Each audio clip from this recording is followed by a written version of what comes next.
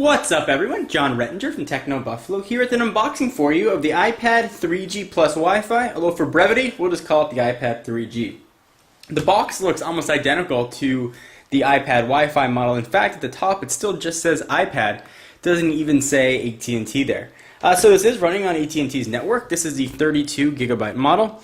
You've probably seen the box many times before. You got a picture of it on the front, iPad on the side, some specs on the back, and really the only way to know that it's 3G is right there, 32 plus 3G, and that is about it. So let's go ahead and dig in. Of course we'll use the big old knife to flip this over and cut the plastic. We'll be doing a full battery of tests, if you will, comparing this to the Wi-Fi model, see if there's a difference in battery life, performance, internet speed. I'm just putting it through the general paces like we usually do in our videos. So rip off the plastic, that off to the side. Here's the box, comes right up. Just a little bit of cardboard right there.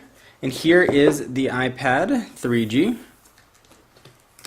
Sitting right on top, push it off to the side for just a minute. I'll keep digging in and see what else we get in the box, so this should be very familiar. Of course we have the power cord and USB. And this should be exactly the same as the Wi-Fi model with the one exception of the SIM removal tool, because this does have a micro SIM card. Essentially it's like a regular SIM card, just a bit smaller. And you get sort of your fingertips and iPad. And you do get some stickers too, in case you're wondering. So go ahead and close that. And the 3G model is about $130 premium over the non-3G model. So push the box off to the side and let's take a look at the iPad 3G. So now that we got all the unboxing stuff out of the way, let's take a look at the iPad itself. It is highlighted by a 9.7-inch capacitive touchscreen, which really takes up almost the entire device. Got a bit of a black bezel around it and some chrome sort of rimming. It's got a screen resolution of 1024 by 768, and it's got 132 pixels per inch. It supposedly has an oleophobic screen, which means it'll avoid fingerprints, but if you've ever used an iPad, you'll notice it is a fingerprint magnet.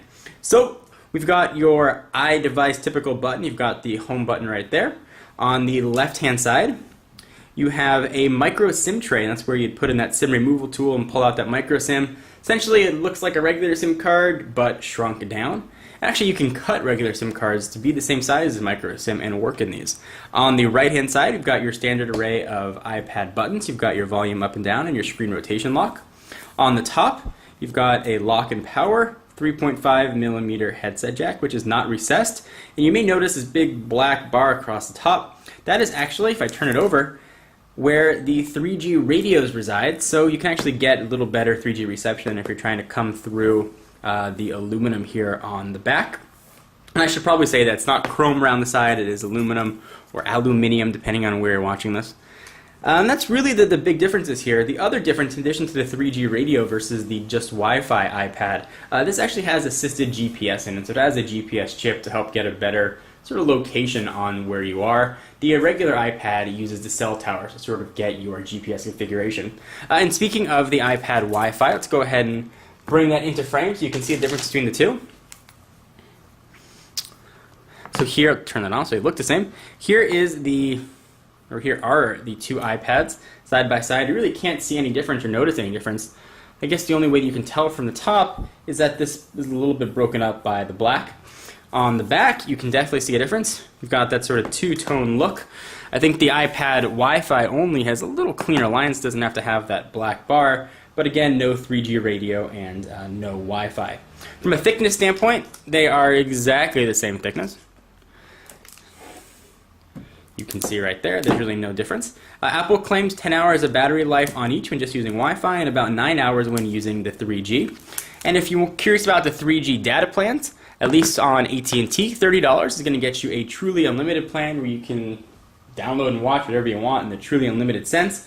And about half of that, $15, is going to get you 250 megabytes of data, or you can always add on more if you go over, and they'll tell you when you go over. And these are not in addition to your cell phone data plans. They don't go on that plan. It's a separate bill. You actually activate all that stuff right from the iPad. So I'll put these two head to head and show you speeds, and of course we'll run the iPad 3G through our full battery of tests, if you will, to see how it performs. If you guys have any questions or things you want to see, go ahead and leave them in the comments, and I will check them out. Anyway, I'm John Rettinger from Techno Buffalo. For all your tech news and to create your own tech blog and make a couple bucks, be sure to check out technobuffalo.com. And for exclusive content, be sure to check me out at Twitter, at twitter.com/John4Lakers. Anyway, I'm John Rettinger, and I will see you in the next video. Bye-bye.